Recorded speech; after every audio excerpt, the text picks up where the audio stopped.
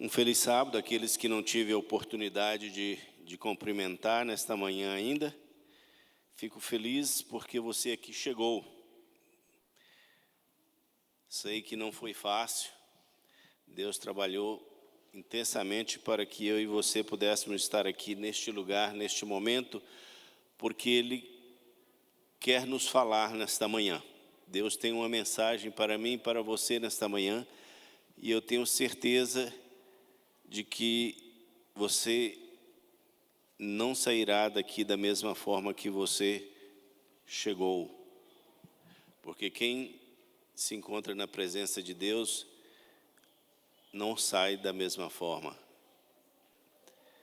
Talvez você pode pensar que não aconteceu nada.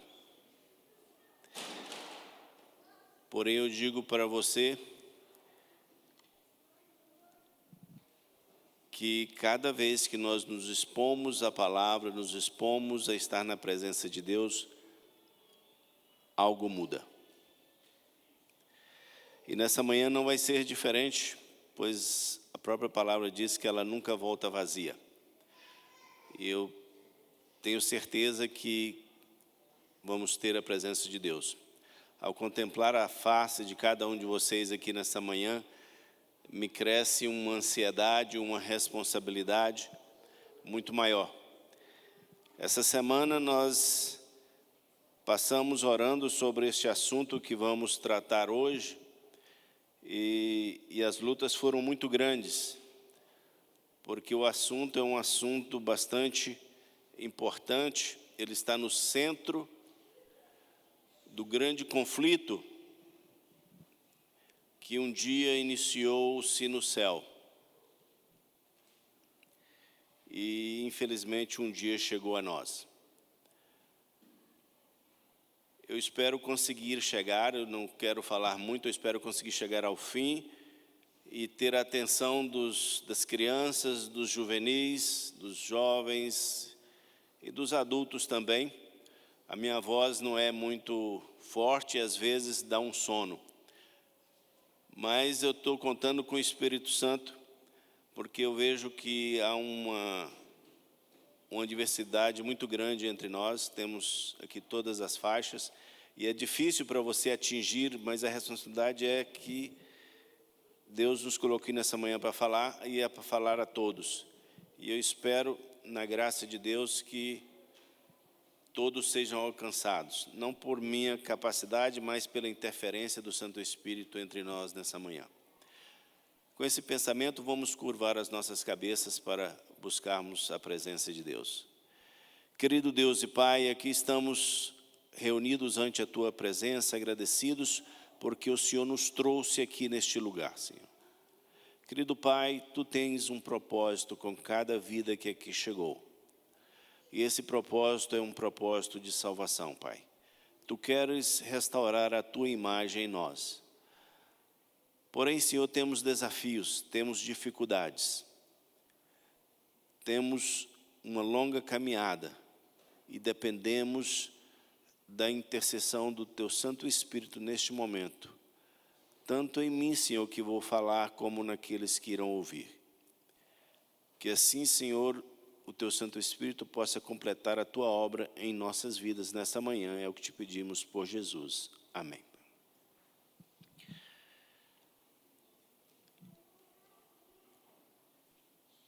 Esse mês, a igreja, o pastor tem como tema para o mês de dezembro, não de dezembro, mês de novembro, né?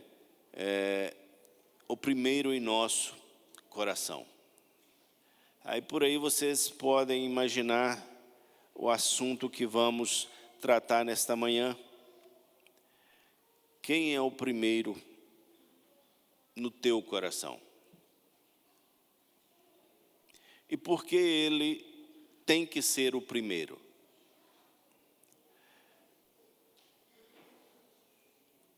A quem pertencemos? Quem é o Senhor da nossa vida? Quando eu falo isso, eu começo a pensar né, logo no livro de Gênesis, no princípio. Gênesis 1, o primeiro capítulo e o segundo capítulo fala das origens do mundo em que vivemos. E aqui diz, no versículo 1, diz que no princípio criou Deus os céus e a terra era sem forma e vazia, e havia trevas sobre a face do abismo, e o Espírito de Deus se movia sobre a face das águas. E disse Deus, haja luz, e houve luz. E viu Deus que a luz era boa, e fez Deus separação entre luz e trevas. E Deus chamou a luz dia, e as trevas chamou noite, e foi tarde e manhã, o primeiro dia. A terra era como? Sem forma e vazia. E aí por diante Deus começa a fazer o que? Deus começa a ordenar. Deus começa a falar e as coisas começam a aparecer. Deus começa a fazer. Deus começa a desenhar esse lindo planeta. Esse lindo planeta onde cada vez que ele concluía algo, a Bíblia diz que ele via que era muito, muito bom. Muito bom, um lugar, uma coisa fantástica que agradava a Deus, dava alegria a Deus. E nós, discursando aí, nós vamos, né, até o capítulo 2, nós vimos Deus nesse labor de criação, de preparação. E Deus, no final, no sexto dia, Deus cria o homem e a mulher. Deus cria o homem e a mulher. Deus havia criado todas as coisas. Deus havia separado a água das terras. Deus havia criado a erva, as árvores, os animais. Preparado tudo, preparou um jardim, um lugar especial dentro deste planeta. E no seu amor e na sua dedicação, na sua expressão de amor, Deus disse, vamos fazer o homem, né? E façamos a nossa imagem e semelhança. Um ser que foi criado à imagem e semelhança do seu Criador, para que ele pudesse habitar este lugar belo. E este era o sonho de Deus, que o ser humano habitasse e desfrutasse e que cuidasse deste lugar.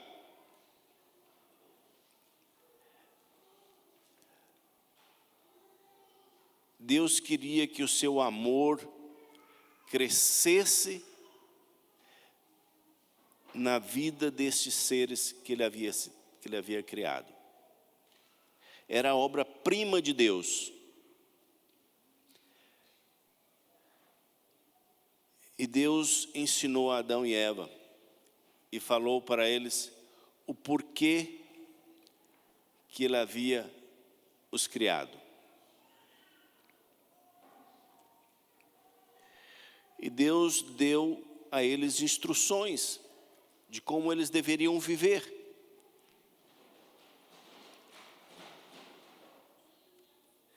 E Deus disse a eles o que comer e o que não comer.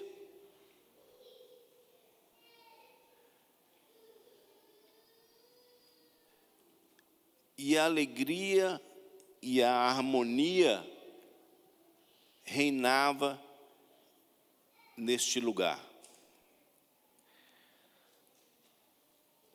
Porém, a partir do capítulo 3, começa a ser relatada uma história que é continuidade de algo que aconteceu lá no céu. A interferência de uma criatura na vida ou nas atividades do que o havia criado. E aí aparece Satanás. Aparece Satanás e este inimigo que havia disseminado no céu um pensamento contrário aos propósitos de Deus, traz essa ideia e vende essa ideia aos nossos primeiros pais. E nós vemos ali, a partir do verso, no capítulo 3, verso 4 e 5,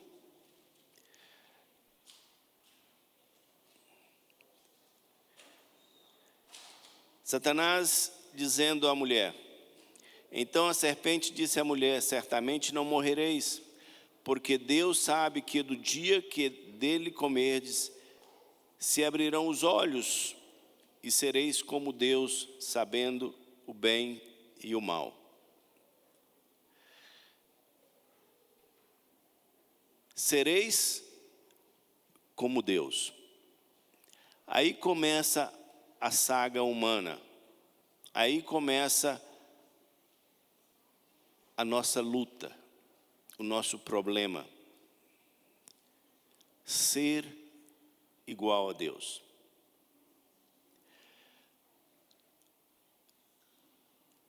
O inimigo, ele plantou uma semente que até os dias de hoje produz frutos em nosso planeta.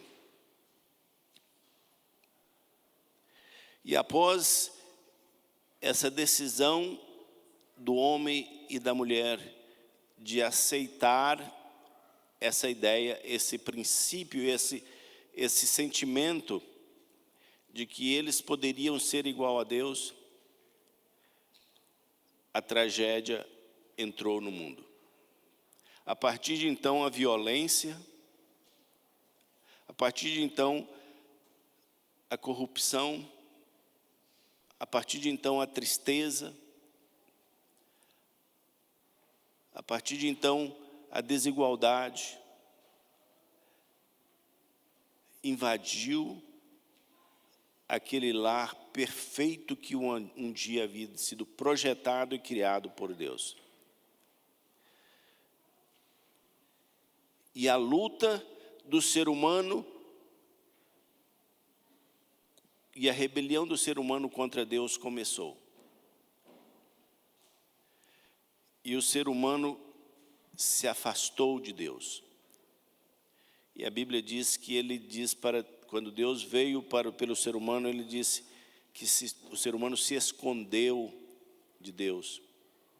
Que o ser humano começou a querer resolver o seu próprio problema.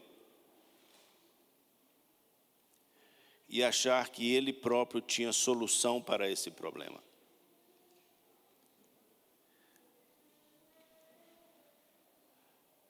Damos graças a Deus porque Deus é um Deus de amor, é um Deus de misericórdia, é um Deus que não despreza os seus filhos. E nós podemos ver em Gênesis 3,15 que Deus lançou a mão ao ser humano. E ali deu a esperança de que um dia esse problema seria resolvido. Irmãos, a misericórdia de Deus é algo que, sem ela, eu e você hoje não estaríamos aqui hoje.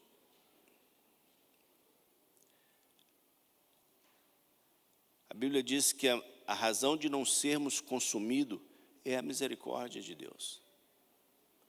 Porque todos nós pecamos e o salário do pecado é a morte. Porém, nós acreditamos na mentira do inimigo e dizemos: eu sou Deus, eu sou dono. E essa é a briga. O inimigo nos planta uma mentira e nós a abraçamos. Mas Deus, na sua misericórdia e seu amor, Ele ainda permite que nós visualizemos e vivamos momentos e podemos visualizar coisas positivas ainda no mundo tão deteriorado quanto nós podemos viver hoje. É triste vermos que esse mundo perfeito que um dia foi criado, hoje nós só vemos resquício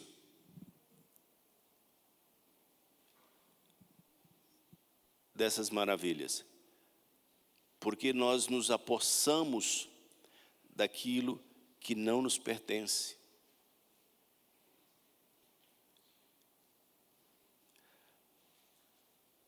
O pecado há feito separação entre nós e o nosso Deus. E nós continuamos dizendo, eu sou dono de minha vida. Sabe? A boa notícia que nós temos é que aonde abundou o pecado, superabundou a graça. Deus, em seu infindo amor, Ele quer nos alcançar. E Ele, nessa tentativa, Ele há demonstrado o seu amor de diversas formas. Em Jeremias 31:3, é nos dito que Ele nos atrai com amor eterno. Deus pleiteia diante de nós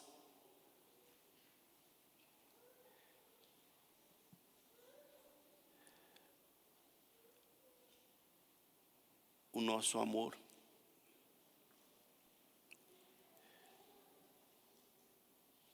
Ele não nos deixa à mercê do inimigo. Ele expressou o seu amor para conosco quando ainda nós éramos ou somos pecadores. Às vezes as pessoas, nós estávamos falando na escola sabatina, algumas pessoas falam que Deus castiga, que Deus pune, que Deus é um Deus rigoroso. Sim, Deus é justiça, mas Deus é amor. E Deus, Paulo diz que Deus constrange-nos com o seu amor. Deus quer que nós entendamos e aceitemos o plano que Ele tem para nós. Jeremias fala que, Deus fala que os planos que Ele tem para nós são planos de vida, de paz. Porém, o inimigo quer colocar em nossa mente ao contrário. Ele quer colocar na nossa mente que nós somos donos de nossas próprias vidas, que nós somos donos do mundo. E quantos de nós não dizemos, a vida é minha, faço dela o que eu quero. Ninguém tem que dar opinião na minha vida. Quantas vezes essas palavras não saíram das nossas bocas? Ou ouvimos alguém falar isso?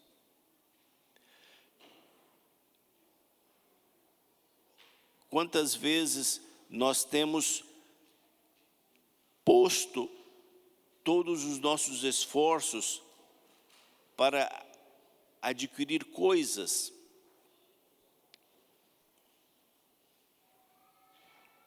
porque achamos que tendo coisas,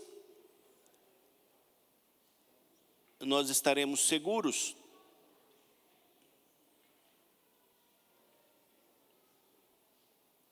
O inimigo nos tem intertido nessa luta, nessa disputa de ideias em que nós somos autossuficientes.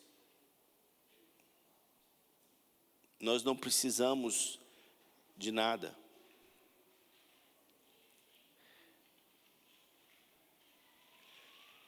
Quando na realidade nós não temos nada. Nós vimos no princípio aqui em Gênesis que tudo que existe foi criado por Deus. Eu e você não criamos nada. Não temos em nós o poder para isto.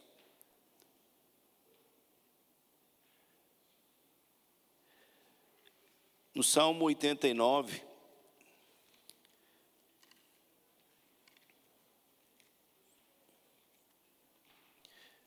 aqui o salmista, no verso 11, Salmo 89, verso 11,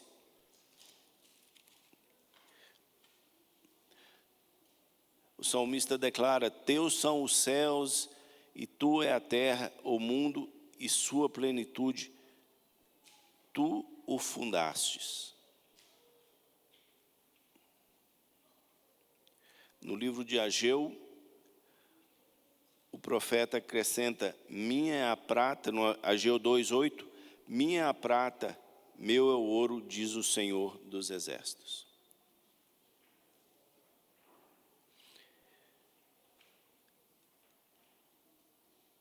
Nós não temos nada.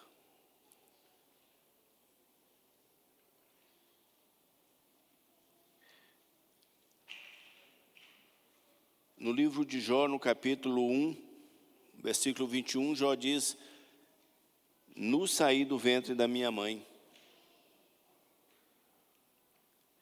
Do jeito que você veio, você vai voltar.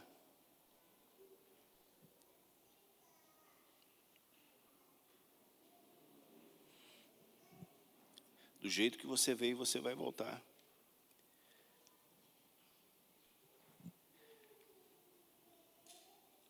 Não permitamos que o inimigo sussurre em nossa mente que nós somos dono de alguma coisa. Não permita que o inimigo alimente na sua vida o egoísmo.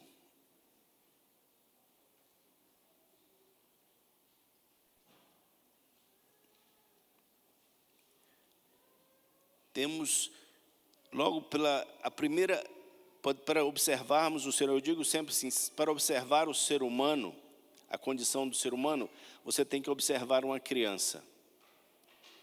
Às vezes nós falamos, mas é um anjinho. É um anjinho. Um anjinho. A criança é o ser humano, é o pecador em natura. Extremamente egoísta, manipulador. Ok? Ele só pensa nele. Logo ele aprende que se ele chorar, ele vai ter o que ele quiser. E ele não escolhe a hora. Deu vontade, ele abre a boca. Ele pode estar em qualquer lugar, pode ser qualquer hora, ele deu vontade, ele abre a boca. Ele não te espera. A primeira palavra que ele aprende é meu. Meu, é meu, tudo é meu. É minha vez. Ele não pode esperar ninguém, ele quer ser o primeiro a comer. Esse é o ser humano. Aí depois ele começa a crescer, aí nós começamos a fazê-lo um pouquinho mais politicamente corretos. Aí ele já não começa a esconder o seu egoísmo, o seu orgulho. Mas isso é o ser humano. Isso é o pecado que habita em nós. E Deus, no seu amor e na sua misericórdia, nos amou dessa forma que somos. E Ele quer fazer que nós possamos voltar à forma original, antes do pecado. E por isso Deus estabeleceu alguns instrumentos, algumas coisas que faz com que o ser humano entenda quem ele é. Em Gênesis fala que logo depois do pecado, Deus tirou o homem do Éden para que ele não tomasse da árvore da vida, para que não perpetuasse o mal. Deus começou a colocar limites ao ser humano. E o ser humano começa a morrer. Começa a receber as consequências da sua atitude, porque ele desconecta-se daquele que é vida.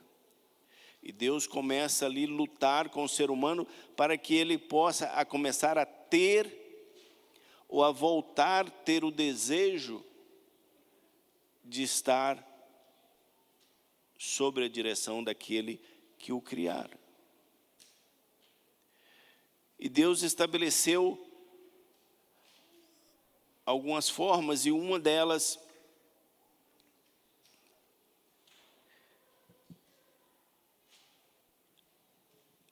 é através da administração das bênçãos de Deus. Deus nos colocou como mordomos. Nós não somos proprietários. Quando Deus colocou o homem no jardim, o homem tinha a obrigação de cuidado. Da mesma forma, Deus quer que nós possamos voltar a entender que nós somos mordomos, nós não somos proprietários. Nós temos a obrigação de cuidar, de fazer tudo conforme o proprietário nos instrui.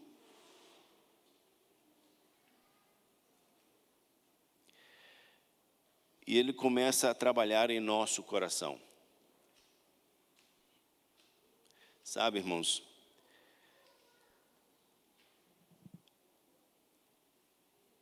Deus tem lutado por mim e por você, para que a nossa mente seja transformada, segundo a mente que Deus quer.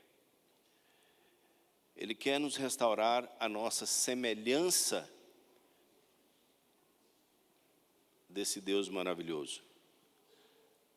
Porém, nós vemos que a nossa tendência é para o mal. E alguns exemplos que é deixado para nós, eu gosto da experiência de ter para a minha vida a experiência, não sei quantos de vocês já leu o livro de Ageu, um pequenino livro que eu creio que todos nós deveríamos ler.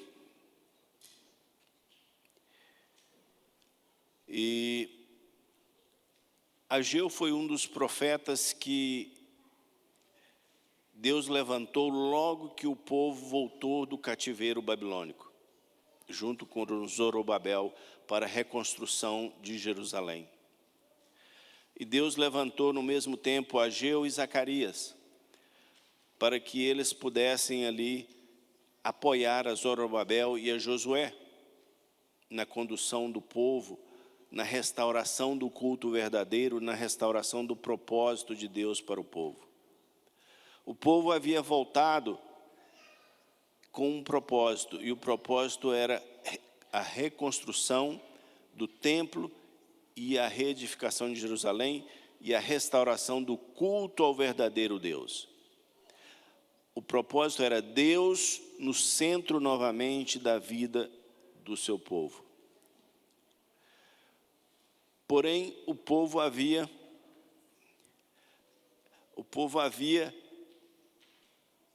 perdido essa direção. E ali Deus chama Ageu, e Ageu traz uma mensagem de Deus para o povo. E eu quero que vocês percebam aqui, a semelhança não é pura coincidência, ok? Do que nós lemos aqui e do que nós vivemos hoje.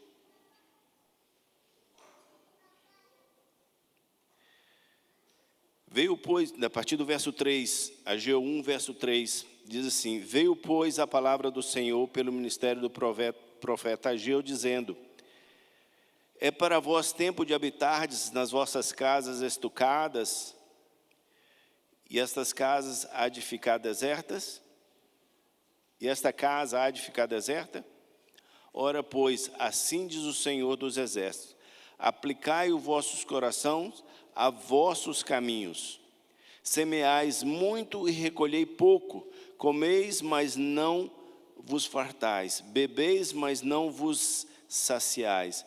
Vestivos, mas ninguém se aquece. E o que recebe salário num saquetel furado. Assim diz o Senhor dos Exércitos: aplicai os vossos corações aos vossos caminhos. Senhores, isso aqui é muito sério.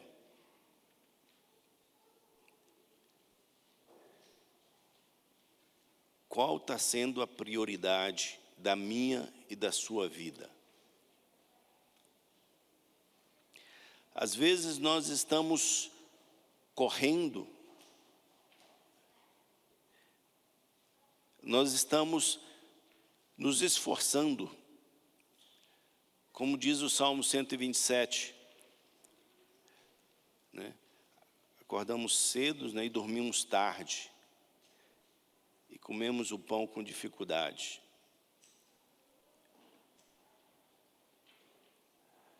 Senhores,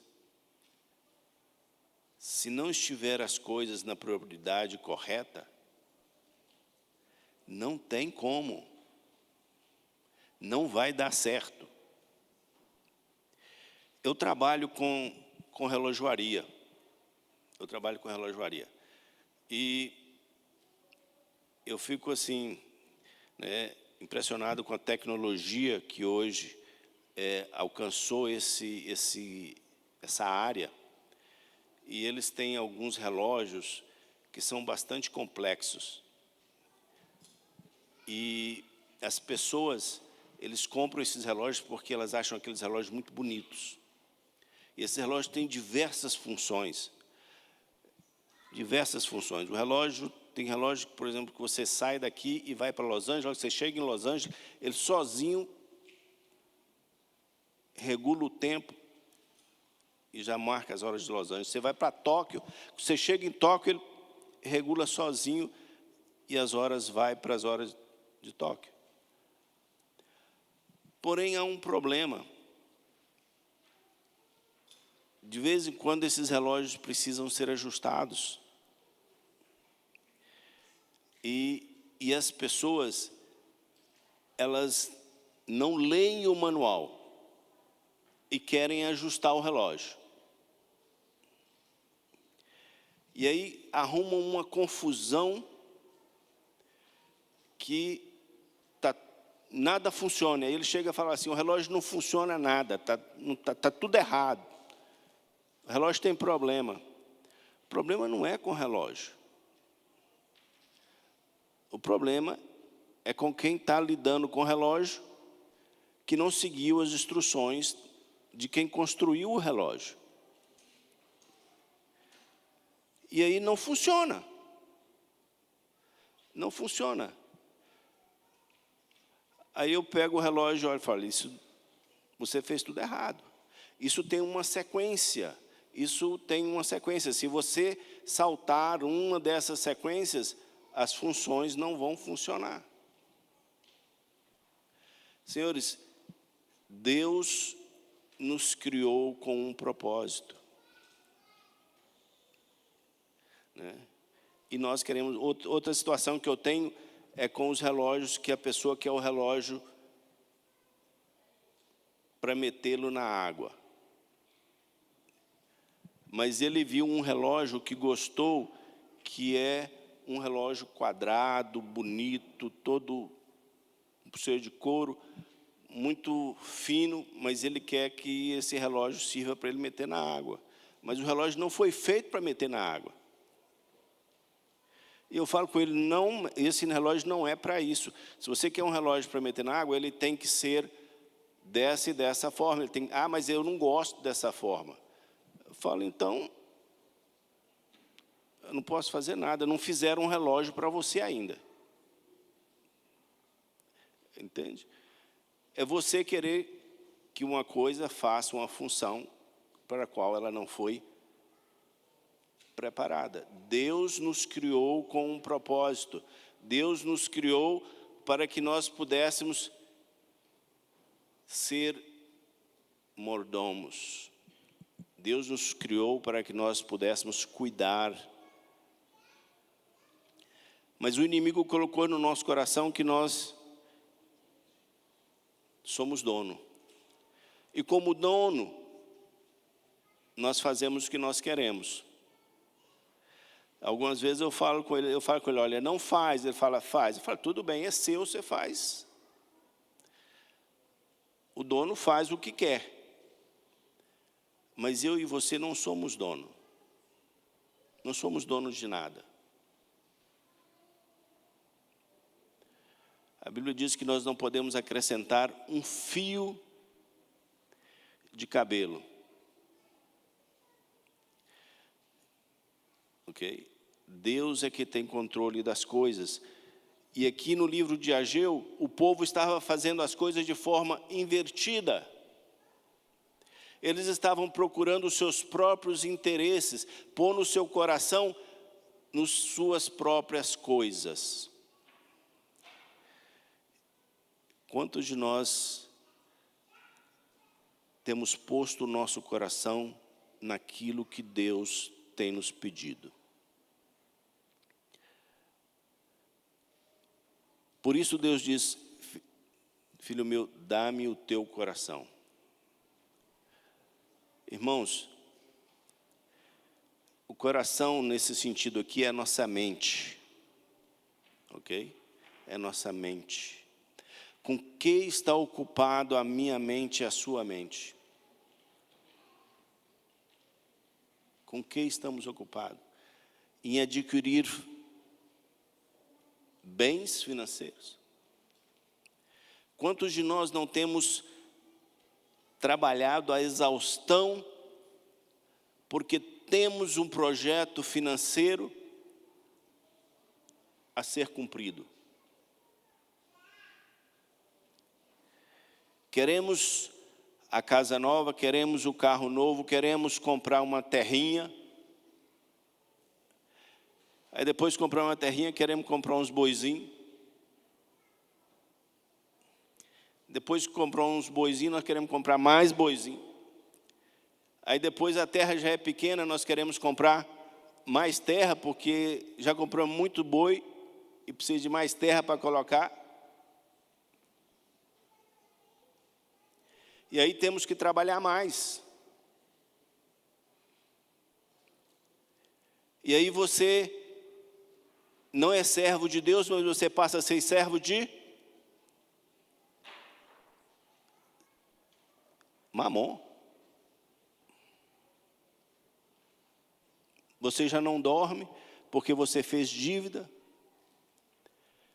Você já não vai à igreja porque você não tem tempo.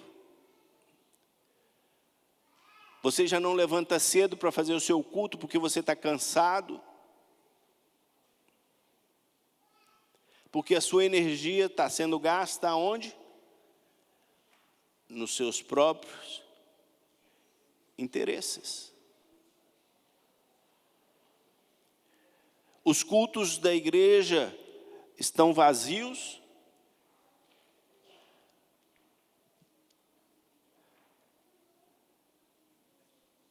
Você não tem tempo de pregar o evangelho, mas você tem tempo de fazer um part-time.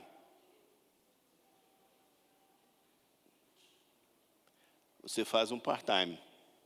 Se te chamarem para fazer um part-time,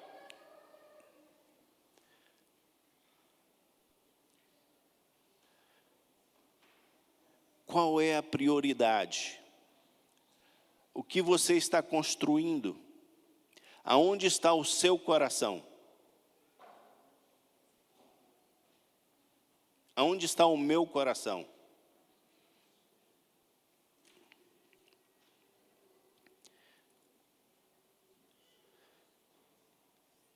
Senhores, não é ruim você administrar e você fazer com suas coisas, com as coisas que Deus colocou em tua mão, crescer. Mas nós estamos invertendo as coisas. Nós temos invertido as coisas. Nós temos deixado de ser mordomos para sermos donos.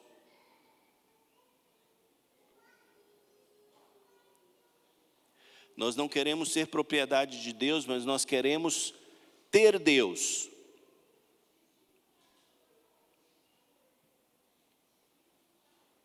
Nós queremos inverter as situações. Nós queremos um Deus que nos abençoe, que nos dê aquilo que nós queremos.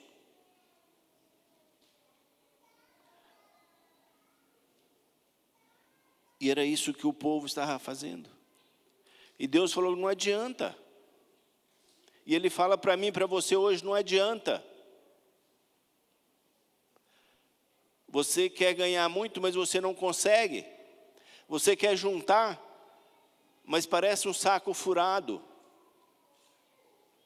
Quantos jogam lá no banco, e aí de repente chega no fim do mês, você olha o saldo e fala, não é possível, onde foi? Aonde foi? Trabalhei 60 horas essa semana e onde foi?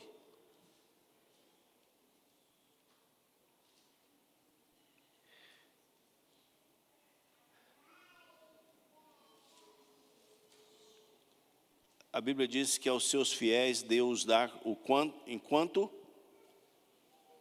dormem. Aos seus fiéis. Irmãos, Deus nos deu tudo. E Ele estabeleceu normas, regras. E a Bíblia nos traz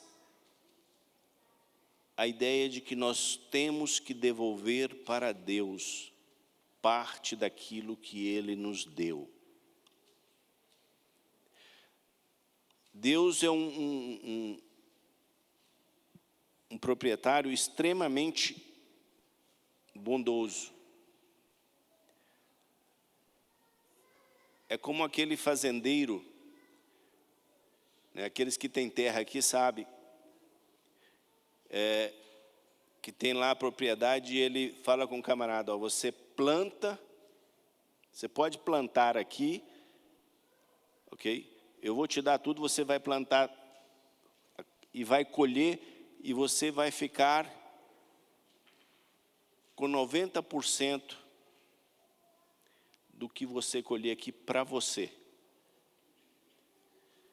Você vai me devolver só 10%.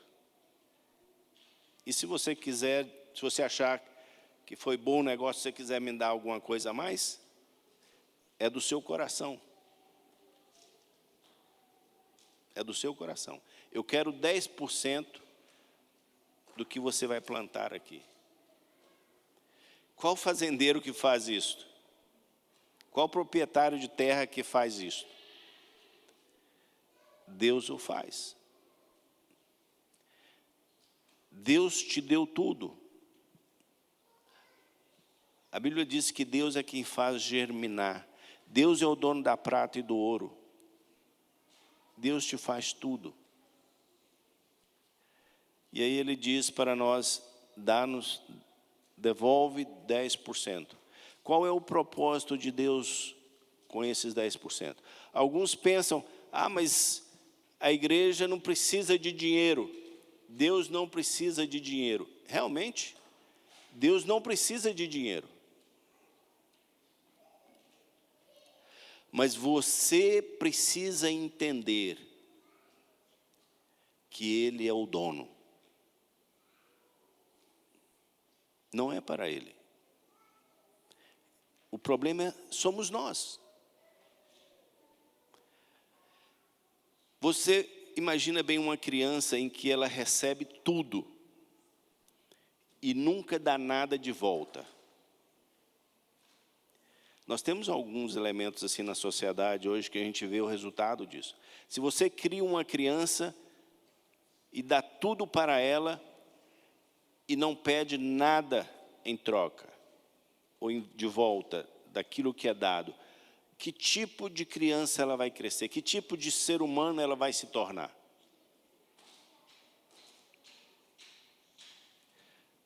Entende? Quando Deus nos pede isso, Ele está pensando em mim e em você. Ele quer restaurar em nós esse relacionamento, essa confiança. Irmãos, isso é bíblico. Isso não é história de igreja, e isso não é somente para o povo de Israel. O princípio do dízimo é algo que sai junto do Éden.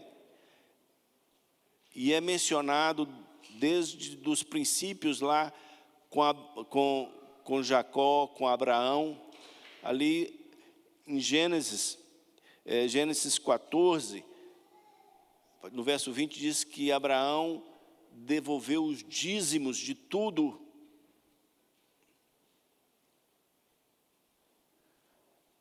De tudo. Isso é um princípio para nos ajudar a reconhecer que nós somos de Deus. Se você não reconhece isso, você está caindo na mentira do inimigo. Se você não exerce esse princípio na sua vida, você está dizendo para Deus, eu sou o dono. Eu sou o dono. Eu é quem decido o que faço. E como consequência, vamos estar como o povo de Israel nesse princípio. Vamos estar aplicando em nosso coração, em nossos próprios caminhos.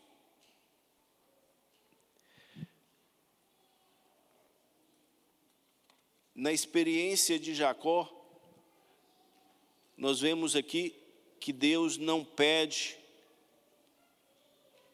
nada que Ele não nos já deu. E o voto que Jacó faz ali em Gênesis 28, 22, diz que depois que Jacó erigiu ali, ele diz, de tudo o que o Senhor me der, eu devolverei o dízimo. Deus não pede que você devolva algo que Ele não te deu. Por isso o dízimo é porcentagem. Uma porção daquilo que Ele te deu. Ele não estabeleceu um valor, mas uma porcentagem. Ele diz, você me dará a 10ª de tudo o que eu te der. Se você ganhou, se Deus te deu 1, é de 1 que você vai dar a 10ª. Se Ele te concedeu 100, é do 100 que você vai dar a 10ª. Então, nenhum está isento de cumprir, ou impossibilitado de cumprir. É segundo aquilo que nós recebemos, eu e você recebemos de Deus, e para Deus nós devemos devolver.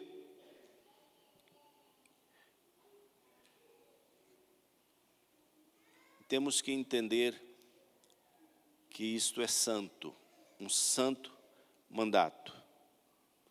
Em Levítico 27 também diz: todas as dízimas da terra, tanto dos cereais do campo como dos frutos das árvores, são do Senhor, santas são ao Senhor, santas são ao Senhor.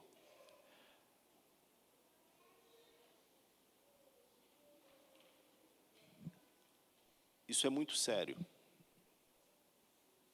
Às vezes nós damos espaço para que o inimigo sopre em nossos ouvidos.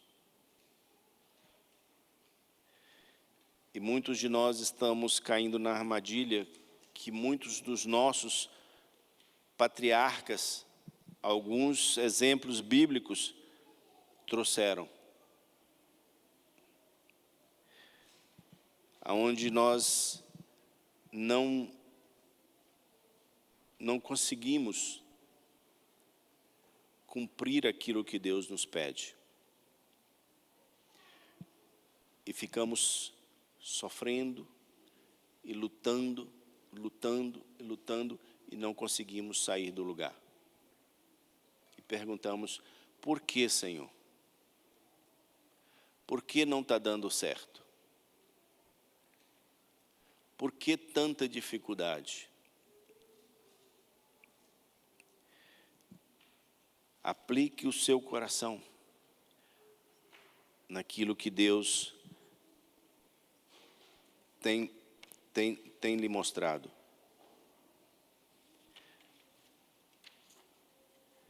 Deus tem um plano para mim e para você.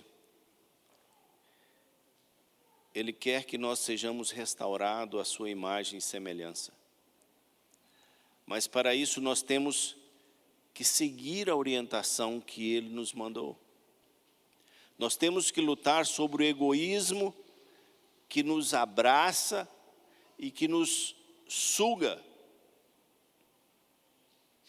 Na lição dessa semana nós entendemos que, às vezes, o nosso maior inimigo está dentro de nós mesmos.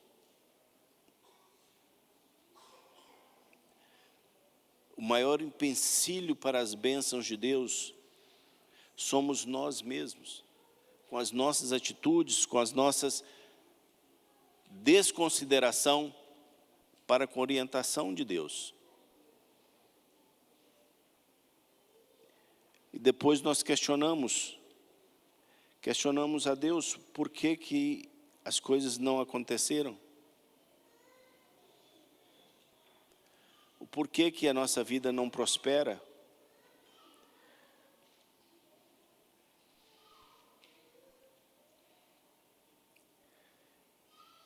Jesus um dia foi questionado por um jovem. E esse jovem, ele queria entrar na vida eterna. E ele perguntou a Jesus o que ele deveria fazer para herdar a vida eterna.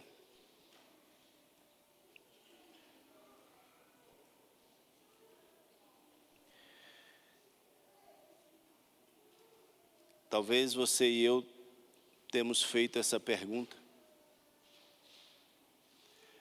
O que fazer para entrarmos na vida eterna?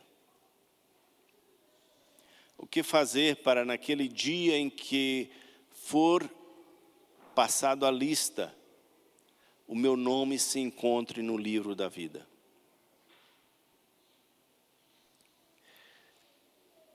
Siga aquilo que Deus te orientou. E Jesus disse para ele,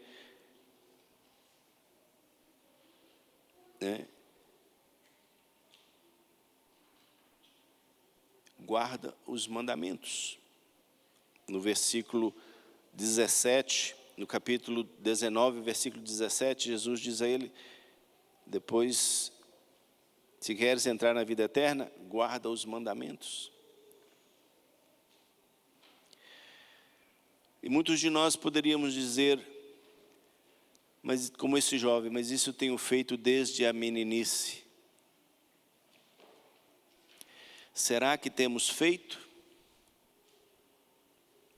Será que nós temos guardado os mandamentos? Será que nós temos sido fiéis a Deus em todos os aspectos da nossa vida? Guarda os mandamentos. E Jesus disse para aquele jovem, muito bem, então vá, vende tudo o que tens, vem e segue-me. E a Bíblia disse que tristemente esse jovem virou e se foi, porque ele possuía muitos bens. Eu não sei o que aconteceria com você se essa pergunta fosse, ou se essa orientação fosse te dada hoje. Se Jesus dissesse para você, vá, vende tudo o que tens e dê aos pobres e vem e segue-me. Qual seria a sua resposta? Sabe, irmãos, talvez ele não falaria com você, vende tudo o que tem, porque talvez não seja esse o problema que está no seu coração. Talvez não seja isso que ele precise remover do seu coração. Talvez o problema seja outro. Porque o que importa para Deus é onde está o seu coração.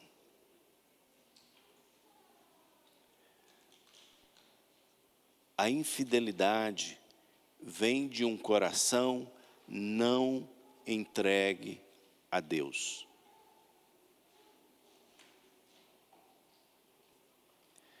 A infidelidade vem de um coração não entregue a Deus. E essa é a luta. Por isso Jesus disse, dá-me, filho meu, o teu coração e segue os meus mandamentos. Essa é a fórmula. Quando o nosso coração estiver nas mãos de Cristo, nós vamos ser fiéis. Deus prosperará o seu caminho, o meu caminho. Deus cumprirá o seu propósito e o evangelho será cumprido, porque não haverá necessidade no meio de nós. Todas as necessidades serão atendidas. Mas, irmãos, se nós não estivermos dispostos a dar, não teremos como receber. Que Deus possa nos ajudar. Que nessa nova semana nós possamos pensar, possamos meditar naquilo que a palavra de Deus nos disse hoje. Que possamos entender o chamado que Deus nos faz. Que possamos realmente entregar o nosso coração. Porque quando nós entregamos a nossa mente nas mãos de Deus, ela é transformada. E Paulo diz que todas as coisas são feitas novas. Que eu e você possamos ser transformados, possamos ser feitos novas criaturas. Criaturas à imagem e semelhança de Deus. Que sejamos mordomos fiéis. É o nosso desejo para todos nessa manhã.